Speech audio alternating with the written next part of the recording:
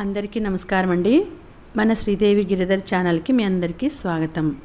సౌగంధి నవల వింటున్నామండి. రచన శ్రీమతి ఎద్దనపూడి సులోచనారాణి గారు. ఇక ఆలస్యం చేయకుండా మనం కథలోకి వెళ్ళిపోదాం. అంతకన్నా ముందు మన వీడియోస్ మీకు నచ్చినట్లయితే చూసిన వెంటనే లైక్ చేయడం మాత్రం మర్చిపోవద్దండి. షేర్ చేయండి, అలాగే మన ఛానల్ని సబ్స్క్రైబ్ చేసుకోండి. ఇక ఆలస్యం చేయకుండా మనం కథలోకి వెళ్ళిపోదాం.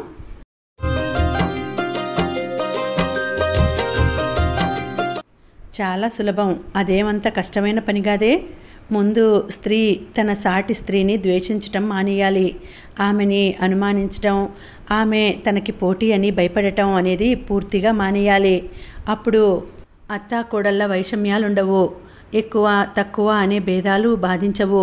ప్రతి స్త్రీ జీవితంలో 75% తమ కుటుంబంతో ముడిపడి ఉన్న మిగతా 25% ఏదో రకంగా మరో నలుగురు సాటి స్త్రీలతో కూడా కలిసి ఉండే పని ఏర్పరచుకోవాలి. కార్మిక సంఘాలు, యువజన సంఘాలు ఉన్నట్లే మహిళా సంఘాలే కాదు, గృహిణీ సంఘాలు కూడా కోకొల్లలుగా రావాలి. యువతుల సమాఖ్యలు నెలకొల్పాలి. ప్రతి స్త్రీ ఎక్కడో ఒక సంఘానికి మెంబర్ అయి ఉండాలి. ఆమె కష్టసుఖాలు చెప్పుకోవడానికి అవకాశం కలగాలి. ఒక్క మాట విను. మనలో ఎవరైనా ఆడపిల్ల ఒక్కరితే బజారు వెంట వెళ్తుంటే ఎంత భయపడుతుంది. అదే నలుగురు ఆడవాళ్ళం కలిసి వెడుతుంటే మనకి ఎదురు వచ్చే మగాడు ఎంత తత్తరపడతాడో. చూసావా, ఒంటరిగా సాధించలేనిది ఐక్యంగా కలిసి సాధించవచ్చు. 10 కొసలు కలిపి పేనితేనేగా తాడుకి ఆ గట్టిదనం. అసలు మనకి స్వాతంత్రం ఎలా వచ్చింది? అందరూ ఏకమైతేనేగా బ్రిటిష్ వారిని వెళ్ళగొట్టాం. అది ఒక్కటి గుర్తుపెట్టుకుంటే చాలు. ఇది ఒక్కటి ఆదర్శంగా తీసుకుంటే చాలు. బ్రిటిష్ వాళ్ళు చేసిన డివైడ్ అండ్ రూల్, విభజించు పాలించు అన్న సూత్రం ఎన్నో శతాబ్దాల వెనకే మన మగ మహారాజులు మన స్త్రీల పట్ల ప్రయోగించారు. ఈనాటికి అందుకే అదే రూల్తో మన అందరి మీద దిగ్విజయంగా సార్వభౌమత్వం స్వారీ చేస్తున్నారు. కాబట్టి నేను ముఖ్యంగా చెప్పేదేమంటే, ఆడవాళ్ళకి స్వాతంత్రం రావాలంటే మగవాళ్ళు చేస్తున్న ఈ టక్కరి పరిపాలన, డివైడ్ అండ్ రూల్కి స్వస్తి చెప్పాలి. దానికి మనం కృషి ప్రారంభిస్తున్నాం. కరెక్ట్ అంది తను చెయ్యి ఎత్తి గుప్పిట బిగిస్తూ. గడియారం కూడా 12 గంటలు బిగ్గరగా కొట్టింది. నేను ఒప్పుకుంటున్నాను అంది సుదేష్ణ కూడా చెయ్యెత్తి పిడికిలు బిగిస్తూ. నేను కూడా. సుప్రియ కూడా చెయ్యెత్తింది. మనమంతా నడుం కట్టి ఈ మగవాళ్ల చేత డివైడ్ అండ్ రూల్ స్వభావానికి స్వస్తి చెప్పించాలి. స్త్రీలందరిలో మనమంతా ఒకటే, మనం ఐకమత్యంగా ఉండాలి. ముందు మగాడి అధికారం పడగొట్టాలి అనే చైతన్యం తీసుకురావాలి అంది జ్వాల. అవును, అందరూ ఒక్కసారి నినాదం చేసినట్టు అరిచారు. ప్రక్క ఇంటి కిటికీ తలుపులు దడాలున తెరుచుకున్నాయి. అందులో నుంచి దుమదుమలాడుతున్న ముఖంతో ఇంగ్లీష్ ప్రొఫెసర్ ఒక ఆయన మిర్రి చూశాడు. హలో సార్ అంది జ్వాల పలకరింపుగా. ఏమ్మా, మీకెవరికి నిద్రలు రాకపోతే ఈ వీధిలో ఇంకెవరిని నిద్రపోనియరా అన్నాడాయన వ్యంగ్యంగా కోపంగా. మా స్త్రీ జాతి ఇప్పుడే మేల్కొంటోంది, ఇక మీ మగవాళ్ళకి ఎవ్వరికీ నిద్ర రానియం సార్ అంది సుదేష్ణ. అందరూ బిగ్గరగా నవ్వారు. ఆయన టపీమని తలుపు మూసేశాడు. జ్వాల సంతోషంగా చప్పట్లు చరుస్తూ హిప్ హిప్ హురే, మన అర్ధరాత్రి నిర్ణయంతో ఒక మగ మహారాజుకి అప్పుడే నిద్ర రానియకుండా చేశాం అంది. అందరూ అరిచారు. అవును, ఇది అర్ధరాత్రి నిర్ణయమే, మనం సెలబ్రేట్ చేసుకుందాం అంది సుప్రియ. ఓ సంతోషంగా అరిచింది సుదేష్ణ. అందరం వంట ఇంట్లోకి పరిగెత్తాం. పాలు కూడా లేవు, అయినా పర్వాలేదులే అనుకుని టీ డికాషన్ చేసి అందులో నిమ్మకాయ పిండి బ్లాక్ టీ తాగేశారు. ఈ క్షణం నుంచి మన స్త్రీ విమోచన కార్యక్రమం మొదలు పెడుతున్నాం. నేను ప్రెసిడెంట్, నువ్వు secretary, joint secretary Sudeshna, treasurer Supriya Jwala చెప్పేసింది. అమ్మో, నాకు లెక్కలు రావు అంది సుప్రియ. అయితే అది సౌగంధికి అప్పచెబుదాం అంటూ తీర్మానించారు. కాసేపటికి వారు మంచాల మీద ఎడాపెడా చొప్పకట్టల్లా నిద్రలోకి వాలిపోయారు. తనకి మాత్రం నిద్ర రాలేదు. టేబుల్ దగ్గర కూర్చొని కాగితం మీద నవచైతన్య యువతి సమాఖ్య అని వ్రాసింది. అది సరిగ్గా అనిపించలేదు. కొట్టేసి ఆ కాగితం ఉండగా నలిపి అవతల పడేసి ఇంకో కాగితం తీసుకొని జ్వాల చైతన్య యువతి సమాఖ్య అని వ్రాసింది. సింపుల్గా జ్వాల అని కూడా అనవచ్చు. నిద్రపోతున్న వాళ్ళని చూస్తుంటే ఎంతో ఇష్టంగా అనిపించింది. తమ నలుగురి పేర్లు అందంగా వ్రాసింది. అలా వ్రాస్తుంటే ఆ అర్ధరాత్రి వేళ తెల్లవారుజాము గాలి చల్లటి చేతి స్పర్శగా తన భుజం తట్టి శభాష్ అంటున్నట్టుగా అనిపించింది. పేపర్ మీద అమ్మ కంటతడితో ఉన్న ముఖంలో సన్నటి చిరునవ్వు. అది చీకట్లని చీలుస్తున్న చిన్న బంగారు కిరణంలా ఉంది తనకి. జ్వాల చెప్పింది నిజమే. పెళ్ళి అనే జంజాటం లేకుండా ఉంటే స్త్రీ జీవితంలో ఎంతో సాధించవచ్చు. ఆమె శక్తి, ఉత్సాహం, ఎలాంటి ఆనందం దొరకని ఈ మరుభూమిలో ఇంకిపోతున్నాయి. అందుకే తనకి తాను అనే వ్యక్తిత్వం లేకుండా పోతోంది. అమ్మలాంటి నిర్భాగ్యులు ఎంతమందో. వాళ్ళల్లో ఏ కొద్ది మందికైనా తను సాయం చేయగలిగితే తన జీవితం సార్థకమైనట్టే. అసలు తన మనసులో అల్లిబిల్లిగా అశాంతిగా ఉన్న ఆలోచనలకి జ్వాల మాటలు ఒక రూపు ఆ క్షణంలో ఏర్పరిచినట్టు అయింది. ఆ రోజు నుంచి తన స్వభావంలో మార్పు రాసాగింది. ఒక కొత్త ఉత్సాహం, ఒక నూతన ధ్యేయం. దానికోసం శ్రమపడటం, నలుగురిని కలవడం, వారి అభిప్రాయాలను సేకరించడం చూస్తుండగానే మెంబర్స్ చాలామంది చేరారు. జ్వాల వాక్చాతుర్యం అదంతా. ఒకరోజు తను బ్యూటీ కేర్ సెంటర్కి వెళ్ళి పొడుగు జుట్టుని పొట్టిగా భుజాల వరకు కట్ చేయించేసుకుంది. అదేమిటి అంది సుదేష్ణ. ఇది చాలా హాయిగా ఉంది. అవసరమైతే రబ్బర్ బ్యాండ్తో బంధించవచ్చు, లేదంటే వదిలేయవచ్చు. పెద్ద జడ స్త్రీత్వానికి ఒక అలంకారం అనే పాత నమ్మకాలకి నేను స్వస్తి చెప్పేశాను. మొదట కొత్తగా ఉన్న ఆ తర్వాత ఆ సుఖం చూసిన తర్వాత తను చేసిన పని సరైనదేనని అనిపించింది. ఎవరో ఏదో అనుకుంటారని జంకనవసరం లేదు. మనలో సత్యశీలత ఉండాలి. నీ జీవితం నీ ఇష్టం.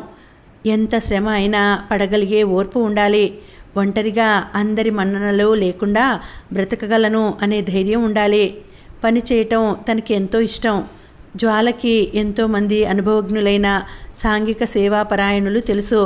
వాళ్ళంతా తమ కర్తవ్య నిష్టకి ముగ్ధులయ్యారు. ఇలా చేయండి, అలా చేయండి అంటూ తమ అనుభవాలని వడబోసిన పాఠాలు చెప్పేవారు. ఏ పని అయినా చేయాలంటే మనిషికి నిర్దిష్టమైన నిర్లిప్తమైన ఒక అకుంఠిత దీక్ష ఎంత అవసరమో వివరంగా చెప్పేవారు. వారి అనుభవాలు వింటుంటే ఆశ్చర్యంగానూ ఆనందంగానూ అనిపించేది. తమ ముందు కూడా పాత తరంలో తమ కంటే ఇంకా బాగా ఆలోచించిన స్త్రీలు ఉన్నారని తెలిసి చాలా ఆనందం కలిగింది. ఆసారి సెలవులకి ఊరు వెళ్ళినప్పుడు అత్తయ్య తన పొట్టి జుట్టు చూసి నిర్ఘాంతపోయింది. ఇదేమిటే అంది ఏదో అపశకనం చూసినట్టు వణికిపోతూ.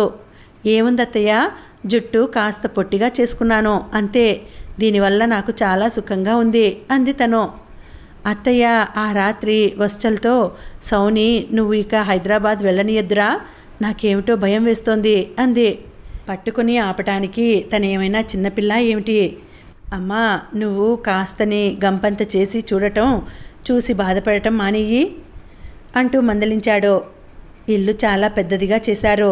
ఆ పడిపోయే పెంకుటిల్లుకి వెనక భాగంలో కాస్త పోలిక తప్ప ఇది అదే ఇల్లు అంటే నమ్మటానికి వీల్లేనంత సౌకర్యంగా ఉంది.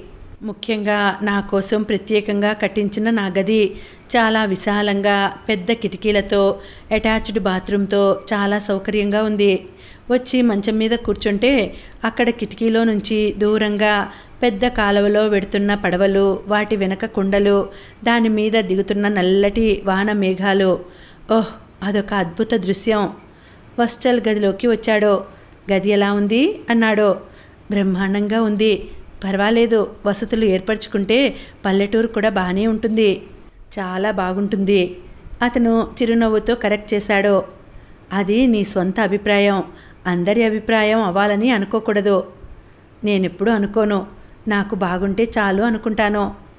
మంచి పద్ధతి అంటూ ప్రశంసించింది. నీలాంటి వాళ్లతో గొడవరాని పద్ధతి అనుకో. అతను కాగితాలు తెచ్చి ఇచ్చాడు. చూసి సంతకం పెట్టు ఇక్కడ అన్నాడు. ఏమిటవి? చదువుకో. ఊహు, అబ్బా బద్ధకం. చెప్పేద్దు. సంతకం పెట్టేస్తూ అంది. చదవకుండా పెట్టేస్తావేం? నువ్వు నాకు కలిగించిన నమ్మకం అలాంటిది. నేనేదైనా కాని పని చేస్తే నువ్వే అనుభవిస్తావు. నేనా? అవును, నువ్వే. నువ్వు కాని పని చేస్తే నిన్ను ఎలా నరకం పెట్టాలో, క్షణం మనశ్శాంతి లేకుండా ఎలా చేయాలో నాకు తెలుసుగా. అవునులే, చిన్నప్పటి నుంచి వెన్నతో పెట్టిన విద్య. అతను సనుక్కున్నాడు. చూడు, ఇవి మన మామిడి తోట తాకట్టు పెట్టిన కాగితాలు. మనకి మామిడి తోట కూడా ఉందా ఏమిటి? సౌ అతను దవడ బిగించి చూశాడు. ఆ దవడ బిగింపు అతనిలో వచ్చే కోపానికి చిహ్నం. వెంటనే అనేసింది తను, ఆహా మర్చిపోయాను, ఉంది కదూ 2 ఏళ్ల క్రితం రెడ్డిగారి పొలం చౌకగా వస్తోందని కొని నువ్వు ట్రాక్టర్తో దున్నితే మనిద్దరం కలిసి మామిడి మొక్కలు నాటాం. అమ్మయ్యా, గుర్తుకు వచ్చింది, పర్వాలేదు. ఇంకో 2 రోజులు పోతే వస్తలా ఈ మనిషి ఎవరు అంటావేమో కినుకుగా అన్నాడు. అది నీ తప్పు, నువ్వు నాకంత గుర్తు రాకుండా దూరంగా అయిపోతున్నావన్నమాట. ఏం కాదు, నీకే బోల్డన్ని వ్యాపకాలు వెలిసినాయి, ఇంకా వెలువడుతున్నాయి. వంగిన తల ఎత్తటంతో పొట్టి జుట్టు వచ్చి చెంప మీద పడింది. వెనక్కి తోసుకుంటూ, అవును, జుట్టు పొట్టి చేయించుకున్నానని అత్తయ్య ఒకటే సనుగుతోంది. నీకు కూడా కొత్తగా ఉన్నానా? అతను తల అడ్డంగా తిప్పాడు. లేదు, ముఖం ఏం మారలేదుగా, కాకపోతే చూడగానే ఎవరో అమ్మాయిలా ఉన్నావు. అలవాటు పడాలంటే కాస్త టైం పడుతుంది మరి. వశ్చల్ ఈ విషయంలో తనని ఏమీ అన్ననందుకు ఎంతో సంతోషం వేసింది. అతనంటే ఉన్న గౌరవం రెట్టింపు అయింది. వశ్చల్ పిలిచింది. ఏమిటి? చూడు, నువ్వు నీ కష్టం అంతా ఈ విధవ ఇంటి మీద, ఆ విధవ పొలం మీద దారపోయకపోతే ఇవన్నీ అమ్మేసి హైదరాబాద్లో ఏదైనా వ్యాపారం పెట్టకూడదు? వెళ్తున్న వాడల్లా ఆగి అతను ఒక్క అంగలో వచ్చినట్టు దగ్గరగా వచ్చాడు. అతను తీక్షణంగా చూశాడు. ఆ తర్వాత వేలు పెట్టి చూపిస్తూ, సౌ, ఇంకోసారి ఇలాంటి మాట అన్నావంటే నిన్ను నిజంగా హైదరాబాద్ వెళ్ళనీయను. అది నీ తరం కాదు. విసురుగా మంచం మీద నుంచి లేచింది. చూస్తావా? ప్రయత్నం చెయ్యి. అతను ఒక్క క్షణం సవాలు చేస్తున్నట్టున్న ఆ కనుదొయ్యలోకి చూశాడు. అతనికి చాలా ఆగ్రహావేశాలు వచ్చినట్టు ఎర్రగా కందిపోయిన ఆ ముఖమే చెబుతోంది. అతను కాగితాలు తీసుకుని మారు మాట్లాడకుండా గిరుక్కున వెనక్కు తిరిగి వెళ్ళిపోయాడు. ఆ రాత్రి తను అన్నం తినలేదు. అతను బ్రతిమలాడలేదు. అతను తినలేదని, ఇద్దరూ తినకపోతే వండిన అన్నం అంతా ఏం చేయాలి, ఎవరికోసం ఈ శ్రమ అని అత్తయ్య అంటుంటే తెలిసింది. ఇంకో రోజు గడిచింది. మరో రోజు వచ్చింది. ఇప్పుడు మొదటి రోజు ఆగ్రహాలు లేవు. అతను మాట్లాడించాలని తను మాట్లాడాలని అతను భీష్మించుకొని కూర్చున్నారు. అత్తయ్యకి ఈ మూగ యుద్ధం గొడవే తెలియదు. ఆ రోజు పక్క ఊరు నుంచి అందమైన సోఫా సెట్ వచ్చింది. అత్తయ్య ఇంట్లో లేదు, గుడికి వెళ్ళింది. ఇదెక్కడిది? ఆనందంగా అనేసింది తను. సోఫా చాలా ముచ్చటగా ఉంది. నేనే తప్పించాను. మట్టిపాడులో మునసబు గారు కూతురికి అత్తవారింటికి పంపించడానికి చేస్తుంటే చూసి ఆర్డర్ ఇచ్చి నేనే చేయించాను. ఏమిటి, నీకు కూడా కూతురు ఉందా? మీ అమ్మాయిని అత్తారింటికి పంపిస్తున్నావా అంది, కళ్ళు పెద్దవి చేసి ఆశ్చర్యం నటిస్తూ చూస్తూ. తను అన్నదానికి అతనికి నవ్వు వచ్చింది. నవ్వేస్తూ నెత్తిమీద ఒకటి మొట్టాడు. పుట్టబోయే కూతురుగారి అమ్మగారి కోసం తెప్పించాను. ఆవిడగారు ఆనందపడితే తర్వాత కూతురుగారి సంగతి. రంగడు లేడు, దొడ్లో గేదెలకి గడ్డి వేస్తున్నాడు, కాస్త ఇది లోపలికి పట్టు అన్నాడు. తను తోడుపడుతూ 2 రోజుల నుంచి మనిద్దరం మేస్తున్నది కూడా అదే మరి అంది. ఏమిటి? కోపంగా రెట్టించాడు. అంతేగా మరి, ఎప్పుడూ పోట్లాడుకోకూడదని వాగ్దానాలు చేసుకుని ఇప్పుడు చేసిన పనేమిటి మరి? నువ్వే మూతి బిగించావు నిష్ఠూరంగా అన్నాడు. దానికి కారణం నువ్వే. అతను చెయ్యెత్తి ఒకటి వేయబోయాడు. తను సోఫాని కోళ్ళు కింద ఆనించేసి అటువైపు పరిగెత్తింది. అతను ఒక్కంగలో పరిగెత్తుకు వచ్చాడు. నెత్తిమీద చెయ్యి వేసి తలని నుదుటికి ఆనించుకున్నాడు. సౌ, మనిద్దరి మధ్య పోట్లాటలు వద్దు. ఏదైనా విషయం ఉంటే ముఖాముఖి అడిగి తెలుసుకోవాలి. అసలు నేనేమన్నానని గారాలు పోయింది. చాలా అనకూడని మాటే అన్నావు. ఇప్పటికీ అది గుర్తుకు వస్తే గుండె కలుక్కుమంటుంది. ఏమన్నాను? ఈ వెధవ ఇల్లు, వెధవ పొలం అన్నావు. అమ్మి పారేసి హైదరాబాద్లో వ్యాపారం పెట్టు అన్నావు సౌ. అతని గొంతు గాద్గదికంగా అయింది. నాకు నువ్వు, అమ్మ ఎంత ప్రాణమో ఈ ఇల్లు, పొలం కూడా అంతే. అమ్మో, నిజంగానా? సరే, ఇంకెప్పుడు అనను, సరేనా? అంతేకాదు, ఇంకోటి కూడా. ఇంకేమిటి? ఎప్పుడు కలలో కూడా నేను హైదరాబాద్ వచ్చి ఉండాలని అనుకోవద్దు. అది జరగని పని. మనిద్దరి జీవితాలకి వేళ్ళు ఇక్కడే ఉండాలి. నేను డబ్బు సంపాదించిన తర్వాత దేశం అంతా చూసి వద్దాం, అది వేరే సంగతి. ఏమంటావు? నీ కర్మ అంటాను. సరే అంది తల ఊపుతూ. ఇందులో కర్మ ఏముంది? లేకపోతే ఏమిటి? కూపస్థ మండుకంలా ఈ ఊరు వదిలి రానంటావు? నీకింతే ప్రాప్తం కాబోలు మరి. హాయిగా భగవంతుడు కళ్ళు కాళ్ళు ఇచ్చినా ఇంకా చాలా ప్రపంచం ఉంది అంటే నమ్మవు. నేను నీతో తర్కం పెట్టుకోలేను. నాకు తెలిసిన దానికంటే నీకు తెలిసిన ప్రపంచం ఎక్కువే అని నాకు తెలుసు. నన్ను మన్నించు అని బ్రతిమలాడేసరికి తను కరిగిపోయింది.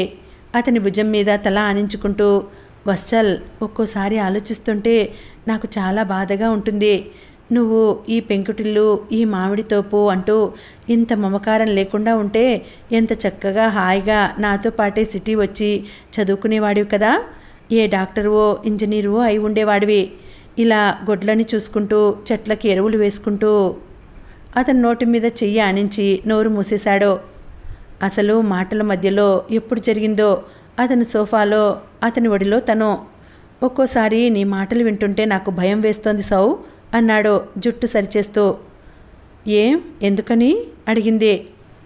నీ చదువు, నీ తెలివితేటలు నాకు ఇష్టమే, కానీ నువ్వు నాకు తెలియని అర్థం కాని ఇంకేదో ప్రపంచంలోకి వెళ్ళిపోతున్నావని అప్పుడప్పుడు ఆదుర్దాగా అనిపిస్తోంది. నీకే ఆదుర్దానా? తను కిలకిలా నవ్వుతూ అతని జుట్టు చెరిపింది. అతనికి భయం వేస్తోంది అంటే తనకి చాలా సరదా. అతను హఠాత్తుగా తన గుండెల్లో ముఖం దాచుకున్నాడు. సౌ, అమ్మ ఈ శ్రావణ మాసంలో మన పెళ్ళి అంటోంది. అతని కంఠం ఎలాగో ఉంది. తను అంతవరకు గలగల గోదావరిలా అల్లరి చేస్తున్నదల్లా ఈ మాట వినగానే హఠాత్తుగా మూగగా నిశ్శబ్దంగా అయిపోయింది. ఇంతలో దూరంగా రంగడి మాట వినిపించింది.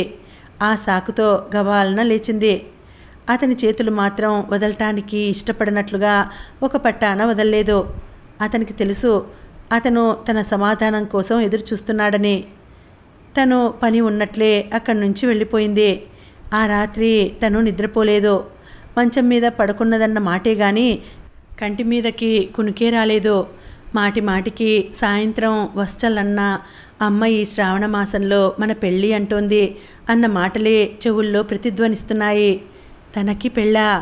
అప్పుడే తన చదువు బిఏ అయిపోయిన తర్వాత లాలో కానీ ఎంబీఏలో కానీ చేరాలని ఎంతగానో ఉంది. అవి రెండూ కుదరకపోతే ఐఏఎస్ ఉండనే ఉంది. ఎంతో చదవాలని తన ఆశ. పెళ్ళైన తర్వాత ఏముంది? పెళ్ళి, పిల్లలు, అనారోగ్యం, ముసలితనం అన్న జ్వాల మాటలు గుర్తుకు వచ్చాయి. పెళ్ళి అందరికీ అలా కాకపోవచ్చు, కొంతమందికి బాగానే ఉండవచ్చు. తనకి ఇప్పుడప్పుడే పెళ్లి చేసుకోవాలని లేదు. ఎంతో ప్రపంచం చూడాలి, ఎన్నెన్నో పనులు చేయాలి. జ్వాలతో కలిసి చేపట్టిన కార్యక్రమాలు ఒక దరికి రావాలి. వత్సల అభిప్రాయం తనకి బాగానే తెలిసింది. అతను ఈ ఊరు వదిలి రాడు. అతనికి పట్నవాసం సుఖం గురించి చెప్పినా అర్థం కాదు. అతనికి అవసరం లేదు. సుఖం గురించి అతను చెప్పే నిర్వచనాలు వేరు. అందుకే తనలో తనే మదనపడి చివరికి మర్నాడు సాయంత్రం వత్సల్ పెరట్లో సన్నజాజికి కొమ్మలు కత్తిరించి పందిరి మీదకి దాన్ని సర్దుతున్నాడు. ఆమె అతనికి తాడు అందిస్తూ సాయం చేస్తూ చెప్పేసింది. వత్సల్, ఒక చిన్న అభ్యర్థన. ఏమిటి? నువ్వు అభ్యర్థన అన్నావంటే మంజూరు చేయక తప్పదన్నమాటే. తీగకున్న పూలు కోసి తన దోసిట్లో గుమ్మరిస్తూ అన్నాడు. నాకు ఇప్పుడప్పుడే పెళ్లి చేసుకోవాలని లేదు అని చెప్పేసింది. అతను పందిరి వేయటం పూర్తి అయ్యి నిచ్చెన దిగుతున్నవాడల్లా ఆగి అక్కడే మెట్ల మీద కూర్చున్నాడు. సూర్యాస్తమయం తాలూకు బంగారు కిరణాల కాంతిలో అతని ముఖం చెక్కిన శిల్పంలా ఉంది. అతని ముఖం లిప్తపాటు ఆశాభంగానికి గురి అయింది. వత్సల్, నేను చదువుకోవాలి. అనుకున్నదంతా పూర్తిగా అయిపోయిన తర్వాతనే చేసుకుంటాను నచ్చచెప్తున్నట్లుగా అంది. అతను ఆ తీగలని సరిచేసే నెపంతో పక్కకి ముఖం తిప్పాడు. ఏమంటావు వత్సల్? సరే అన్నాడు. సరే అంటే? కాసేపు ఆగి తనే సందేహంగా మళ్ళీ అడిగింది. అతను నిచ్చెనపై మెట్ల మీద నుంచి దిగి వస్తున్నాడు. తాను నిచ్చెన పట్టుకుంది. అత్తయ్యకి ఏం చెబుతావు మరి? ఆడపిల్లకి లేని తొందర మగపిల్లాడికి ఎందుకు అంటాను. నిచ్చెన దిగి వచ్చేశాడు. పో వత్సల్, గారంగా అంది. దూరంగానే ఉన్నానుగా, దగ్గరగా ఉండటానికి ఇంకా గడువు తీరలేదు. మరి నీకు కోపం వచ్చిందా? నిచ్చెన ఆఖరి మెట్టు మీద కూర్చుంటూ అడిగింది. ఎందుకు? పెళ్ళి ఇప్పుడు వద్దన్నానని. ఊహూ. అతను పందిరికి భుజం ఆనించి నిలబడ్డాడు. నువ్వన్నదే కరెక్టేమో, చదవాలని అనుకున్నదంతా అయిన తర్వాతనే పెళ్ళి. సౌ, ముందే చెప్తున్నాను, ఇది షరత్ అనుకో మరేదైనా అనుకో, పెళ్ళి అయిన తర్వాత మాత్రం నేను ఒక్కరోజు కూడా నిన్ను నాకు దూరంగా ఉండనియను. అతను దూరంగా నిలబడే అన్నాడు ఆ మాట. కానీ అతని కంఠంలో ఆ భావం ఏమిటో గాని అతను ఆ క్షణంలో తన ఒడిలో తలదాచుకుని చెప్పినట్టే ఉంది. అతని ప్రేమమయ్య స్వరం తనకి ఎంతో ఆనందంగా అనిపించింది. ఇప్పటికీ ఎలాంటి గొడవలు లేకుండా పెళ్లి వాయిదా పడినందుకు చాలా సంతోషం వేసింది. ఈ చదువు ఎంతకాలం? ఇంకొక సంవత్సరంన్నర అంతేగా? వేళ్ళు లెక్క పెట్టుకుంటూ అన్నాడు. కాలపురుషుడు కాలచక్ర భ్రమణాన్ని అత్యంత వేగంగా తిప్పేస్తున్నట్టు రోజులు రయ్యేనా తిరిగిపోతున్నాయి. పరీక్షలు మళ్ళీ వచ్చేశాయి. ఈసారి సెలవుల్లో నేను సిరిపురం వెళ్ళలేదు. జ్వాలతో కాశ్మీర్ వెళ్ళాను. అక్కడ జ్వాలకి తండ్రి తరపున బంధువులున్నారు. జ్వాల ఏ ఇంటికి వెళ్ళినా ఆ ఇంటి వారిలో తను ఒకరు అన్నట్టు కలిసిపోతుంది. బంధుత్వాలు స్నేహాలు గుర్తుండవు. జ్వాల మాలో ఒక మనిషి అనేట్టు చేస్తుంది. ఆ ఇంట్లో అడుగు పెట్టగానే వంట ఇంటి పెత్తనం ఎవరి చేతుల్లో ఉందో గ్రహించేసి వారిని తన వాక్చాతుర్యంతో ప్రసన్నం చేసుకుంటుంది. అంతవరకే ఆమె కష్టపడేది. తర్వాత ఇక ఆమెకి ఆ ఇంట్లో రాణివాసమే. చిత్రం ఏమిటంటే అంతవరకు ముక్కు ముఖం ఎరగని నన్ను కూడా వారింట్లో ఒక సభ్యురాలిలా చేర్చేసుకున్నారు. 2 వారాలు అక్కడే ఉండిపోయాక ఆ పర్వత సానువుల్లో ఒకసారి మేమిద్దరం షికార్కి వెళ్ళినప్పుడు జ్వాల అంది, సౌ, మనం స్వతంత్రంగా బ్రతకాలి అంటే ముందు ఆర్థికంగా మన కాళ్ళ మీద మనం నిలబడాలి. చదువు పూర్తయితే గాని మనకేదీ ఉద్యోగం రాదుగా అంది. తాను చదువు కోసం కూర్చుంటే అయినట్టే. అయినా అసలు ఉద్యోగంలో చేరితే మనం అనుకున్న పనులేం సాధించలేం. ఏదైనా స్వతంత్ర ప్రవృత్తి ఏర్పరచుకోవాలి. మన ఇష్టం అయితే అది సాగిస్తాం, లేకపోతే మానేస్తాం. అంత స్వేచ్ఛ ఉండాలి. జీవితంలో మనిషికి అంత స్వేచ్ఛ దొరుకుతుందంటావా జ్వాల అంది తను. ఎందుకు దొరకదు? చూడు, స్వతంత్ర ప్రవృత్తి కావాలి అనే ఆకాంక్ష కూడా మంచి బట్టలు వేసుకోవాలి, ఇల్లు పరిశుభ్రంగా ఉంచుకోవాలి, నేను ఒక IAS ఆఫీసర్ కావాలి అనేటటువంటి ధ్యేయమే. మనిషి బట్టి ఆలోచనలు పుంఖానుపుంఖంగా ఉంటే ఏం లాభం లేదు సౌ. కానీ ధ్యేయం అనేది దిక్సూచి లాంటిది. మనం ఎటువైపు ప్రయాణించాలో మనకి క్షుణ్ణంగా తెలుస్తుంది. ఈ దిక్సూచి లేకపోతే ఈ జీవిత అనంత సముద్రంలో ఎటుపోతున్నామో అర్థం కాదు అంటుండగానే జ్వాల ముఖం ఆవేశంగా క్రమంగా ముఖంలోకి ఎరుపు వచ్చి కందిపోసాగింది. సౌ పిడికిలి బిగిస్తూ చెప్పింది, అసలు ఈ జీవితం ఎంత చిన్నది, గుప్పెడి రోజులు అంతే. మనిషి ఈ ప్రపంచంలో కాలం ఇచ్చే రేషన్. మనిషి దాన్ని బుద్ధిగా జాగ్రత్తగా సద్వినియోగం చేసుకోవాలి, లేకపోతే మనం సంపాదించలేం. ఊరికే ఆలోచిస్తూ ఉండడంతోనే టైం కాస్త అయిపోతుంది. జ్వాల కళ్ళు శూన్యంలోకి చూడసాగినాయి. సౌ, ఎందుకో నాకు తెలియదు, ఎల్లవేళలా నన్ను ఏదో భూతం తరుముకు వస్తున్నట్టే ఈ టైం సెన్స్ పీడిస్తూ ఉంటుంది. చూడు, అప్పుడే నాకు 22 సంవత్సరాలు నిండాయి. ఇంకొక 25 ఏళ్ళు నా జీవితంలో నేనేమైనా చేయగలను. ఆ తర్వాత తల తిప్పుతూ ఏం చేయలేను. కాబట్టి ఈ రాబోయే 25 ఏళ్లే నా అసలైన జీవితం. నేను దీన్ని మనస్ఫూర్తిగా నా తృప్తి మేర బ్రతకదలుచుకున్నాను. బ్రతికి తీర్తాను. నేను గమనిస్తూనే ఉన్నాను. జ్వాలలో ఎప్పుడూ ఏదో ఆవేశం. మనిషి ప్రచండ సూర్యుడు నిప్పులు చెరుగుతున్నట్టు తీక్షణంగా ఉంటుంది. ఇంతలో సన్నగా వాన ప్రారంభమైంది. ఇద్దరం పరిగెత్తుకు వెళ్ళి ఒక పాడుబడిన ఇంట్లో తలదాచుకున్నాం. బాగా చినుకులు వచ్చేసినాయి. జ్వాల చేతులు కట్టుకొని నిలబడి వానని చూస్తోంది. నేను చేయి చాచి వాన నీళ్లు అందుకున్నాను. నాకు వెంటనే సిరిపురం గుర్తుకు వచ్చింది. అత్తయ్య వత్సల్ ఎలా ఉన్నారో ఏమిటో. నేను సెలవులకి రాలేదని అత్తయ్యకి చాలా బాధ వేస్తుంది. నాకు తెలుసు. బాధ కలిగితే ఏదో సాకుతో ఆవిడ తనని తానే ఛీ విధవ బతుకు, నేను అసలు ఎందుకు పుట్టానో, భగవంతుడు ఈ పాపిష్టి జన్మ నాకు పడేసి తమాషా చూస్తున్నాడు, చస్తే పీడా పోతుంది అంటూ తిట్టుకుంటుంది. వత్సల్ అయితే సరే సరే నవీన పాషాణం అయిపోతాడు. నాకు ఆ క్షణంలో చేతులు జాస్తూ ఎగిరి వెళ్ళి సిరిపురంలో వాలిపోవాలనిపించింది. ఆ ఇల్లు గుర్తుకు వస్తేనే ఎంత బాగుంది. చెప్పాల్సిన అవసరం లేదు. నా గది, ఆ తెల్లటి పక్క, కిటికీలో నుంచి దూరంగా కాలవలో మెల్లగా వెళ్ళే పడవలు. వశ్చల్కి నేను సరిగ్గా దాన్ని గురించి చెప్పనే లేదు. వశ్చల్కి ఉత్తరం రాయాలి తప్పకుండా. ఆ రాత్రి రాశాను. వశ్చల్, నా మీద నీకు కోపంగా ఉంది. నేనేం చెయ్యను? నేనెంత ముత్తుకున్నా నువ్వు ఆ ఊరు వదిలి రావు. శ్రీనగర్ ఎంత బాగుంటుందో తెలుసా? ఈసారి నిన్ను అత్తయ్యని బలవంతంగా నేనే తీసుకువస్తాను. వశ్చల్, ఏమిటో నీకు నేను చాలా దూరంగా ఉన్నానేమిటి అనే భావన వస్తోంది. నేను అప్పుడప్పుడు తిక్కతిక్కగా మాట్లాడతాను కదూ, అది క్షణికమే. ఆ తర్వాత నీ మీద కానీ అత్తయ్య మీద కానీ నాకు ఎలాంటి కోపభావం ఉండదు. నాకెందుకో ఆ సిరిపురం వదిలేస్తే మనం ఎంతో ప్రపంచం చూడగలం అనిపిస్తుంది. నేనెంత చెప్పినా నీ తలకి ఆ మాట ఎక్కలేదు. నేనేం చేయను చెప్పు? ఈ ఊళ్ళు తిరగాలి, ఎంతో ప్రపంచం ఉంది, అది తెలుసుకోవాలి అని ఇంత ఆకాంక్ష పెరగటానికి కారణం కూడా నువ్వే. ఆనాడు అత్తయ్య కేకలు వేసినట్టు నువ్వు వేసి అప్లికేషన్ ఫారాలు పూర్తి చేయకుండా నన్ను ఆజ్ఞాపించి ఉంటే నేను 4 రోజులు మొత్తుకున్నా అక్కడే ఉండిపోయేదాన్నేమో. వశ్చల్, స్వతంత్ర ఆలోచనలు కలిగిన ఆడపిల్లలను ఎవరూ భరించలేరు. చివరికి ఆమెకి మిగిలేది భయంకరమైన ఒంటరితనమే అంటుంది జ్వాల. నేనది ఒప్పుకోవటం లేదు. స్వతంత్ర ఆలోచనలు గల ఆడపిల్లలను గౌరవించే మగవాళ్ళు ఈ ప్రపంచంలో ఉన్నారు. దానికి మా వశ్చల్ ఉదాహరణ. అతని ప్రోత్సాహం లేకపోతే నేను ఇంతవరకు రాగలిగేదాన్నా అంటుంటాను. నువ్వు చాలా అదృష్టవంతురాలివి అంటుంది జ్వాల. వశ్చల్, మనం అదృష్టవంతులమని మనకి తెలిసినా మరొకరు తమకి లేనిది మనకి ఉన్న విలువైనది చూసి చెబుతుంటే ఎంతో ఆనందంగా ఉంటుంది కదూ. ఒక విధంగా నువ్వు నన్ను సిటీ పంపించి నాకంటే నీకు నువ్వే ఎక్కువ మంచి చేసుకున్నావేమో అనుకుంటున్నాను. ఎందుకంటే ఆ సిరిపురంలోనే ఉంటే నాకు ఇలా నీ విలువ, అత్తయ్య విలువ తెలిసేది కాదేమో.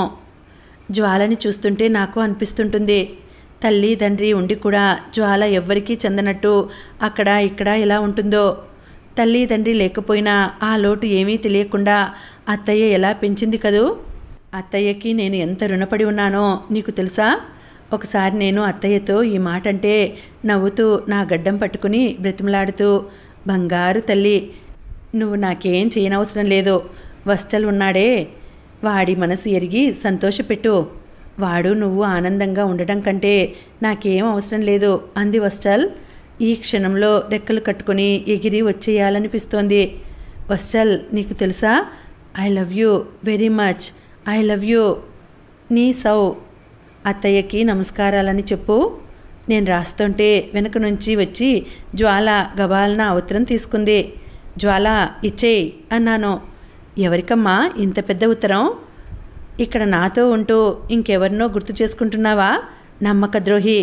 జ్వాల ఉత్తరం చదువుతుంటే నేను లాక్కోబోయినా తనే అందనీయలేదు. ఏమిటి, నేను చూడకూడదా అంది కినుకగా దూరంగా నిలబడి. ఊహు, చూడకూడదన్నాను. ఎందుకని? అది నా పర్సనల్ లెటర్.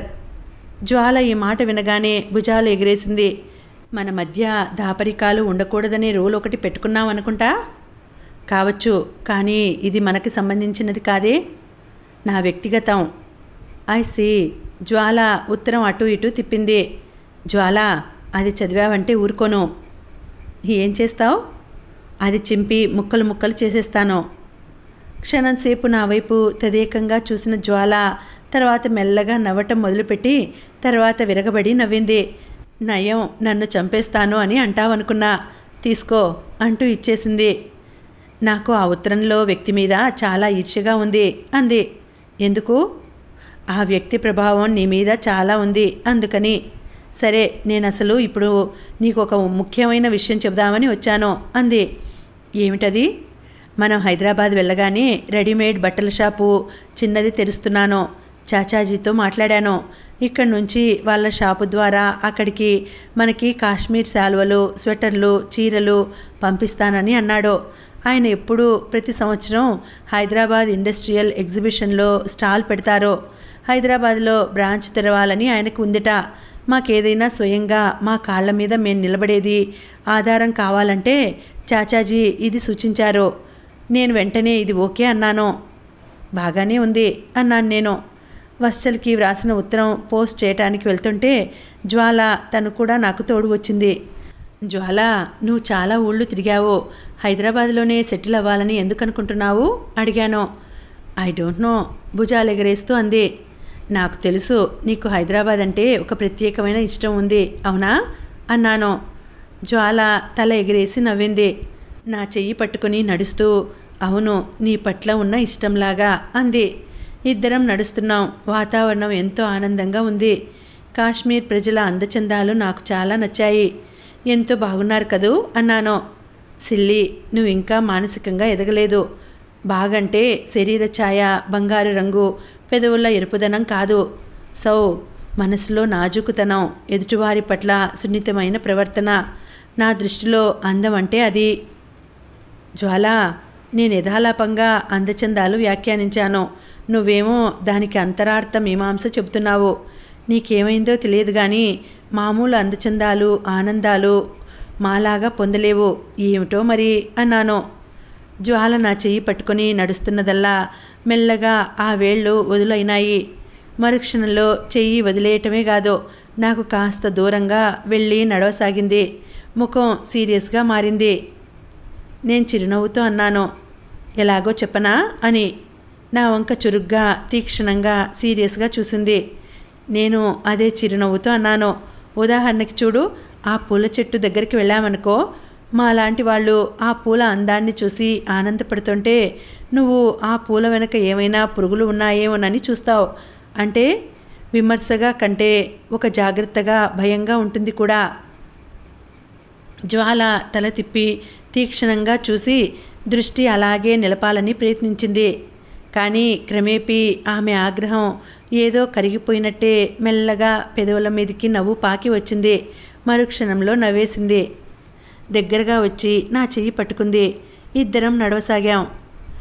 ఆ శ్రీనగర్ వీధుల్లో అలా నడుస్తుంటే నాకు చాలా థ్రిల్లింగ్గా అనిపించింది.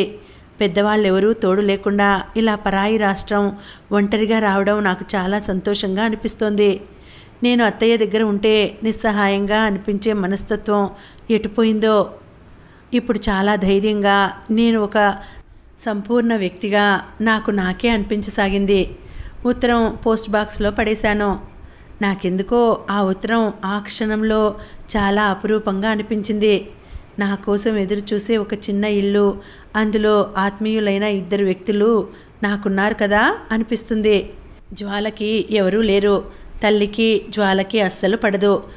తండ్రి కంటికే కనిపించడట. నాకేమో ఆ క్షణంలో జ్వాలని చూస్తే జాలేసింది. ఇంకా ఉందండి, కథ కొనసాగుతుంది. మళ్ళీ వచ్చే వీడియోలో తర్వాతి భాగం తెలుసుకుందాం. అంతవరకు సెలవు. నమస్తే.